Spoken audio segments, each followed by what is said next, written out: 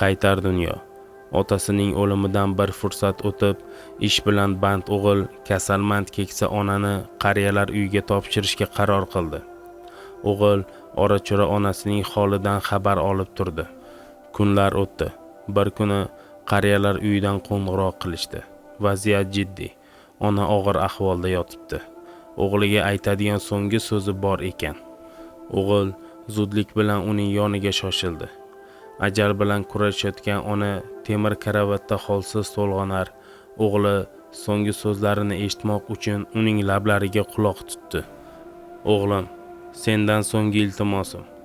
Qariyalar uyi xonalariga konditsionerlar o'rnatib bersang.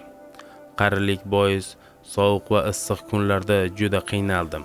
Keyin bu yerga muzlatgich ham olib kelib qo'y. Ba'zida tunlar uyqum qochganda biror nima topa olmay och yotib qiynaldim. Onaning o'tinchidan hayratda qolgan o'g'il unga tikilib qoldi. Shuncha vaqtdan buyon bu qiyinchiliklarga chidab kelib, og'iz ochmasdan nega umr adog'ida yolvorayotganini so'radi. Men-ku bularga chidadim bolam, lekin sendan xavotirdaman.